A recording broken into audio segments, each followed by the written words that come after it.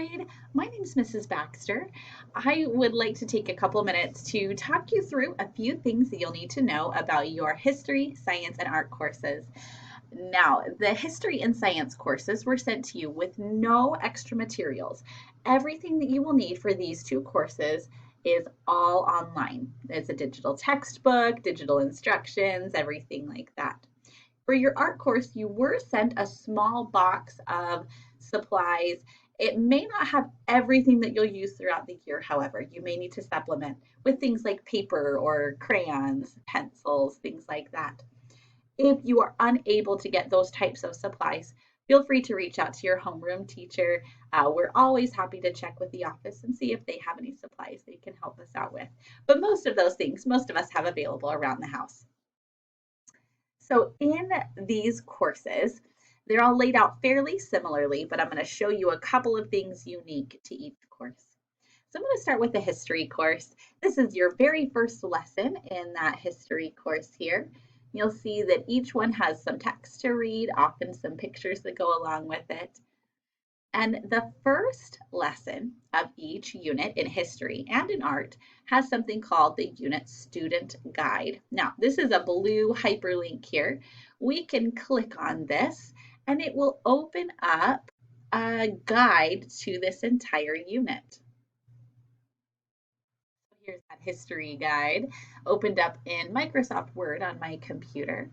Now, this is a document that you are welcome to print out if you choose, but I highly encourage everyone to save it to their computer. If you click Enable Editing right here in this box, it'll allow you to save that. The beginning of this student guide is going to give you an overview of each lesson in the entire unit. You won't complete all these lessons in one day. This will go one lesson per day throughout the entire unit. So there's details about the lesson title, the major objectives, the page numbers and chapters that you may be reading, and then a summary.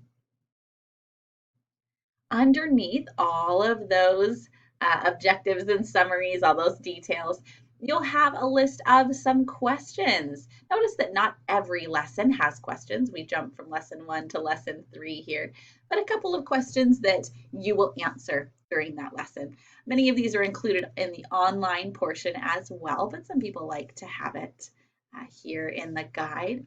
You are welcome to just enter your answers right here on the document if you choose, or you can use your history journal, which I'll talk about those very soon.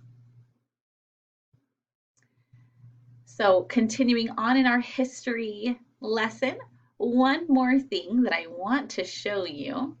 Your first lesson gives you some good details about this as well, is how to access that book that you're going to need. And this will be true of all of your different courses. Anytime you've got these blue underlined titles, those are all hyperlinks. So you can click on this link and it'll open up a new tab here. It may take a moment because this is a large book.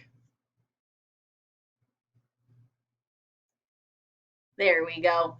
And you will be able to, you can use the search feature here, or there's this contents piece that you can use to go to the specific chapter or page number that is included. One important thing to note is that sometimes the numbers that show up down here in that navigation bar are not quite the same as the page numbers in the book. So always follow along with the page numbers that you see inside here. There we go. Yeah, there's some page numbers. Focus on the ones that are in the printed copy of the book. So navigating those different ebooks will be true for all of your different subjects. One other piece that you will see in both your history lessons and your science lessons is going to ask for things like this science notebook or a history journal. We saw that mentioned earlier. This is not a physical material that was sent to you, but you have a lot of options on what you would like to use as your notebook or journal. You can use an actual notebook. You're more than welcome to pick up spiral bound or composition notebook, anything like that. It doesn't have to be any specific shape or size. If you like to keep handwritten notes, answer questions, or respond to prompts in an actual notebook, you can. Some people may like to use loose sheets of paper. Maybe you pick up a folder that you can keep your notes inside, or maybe you like to do this digitally. You can type right in that unit guide if you like. You can open up a blank Word document or Google Doc and type your notes in there. So plenty of options for those science notebooks or history journals. If you have further questions about any of these courses, don't hesitate to reach out to your homeroom teacher. We're happy to walk you through. Thanks so much, fifth grade.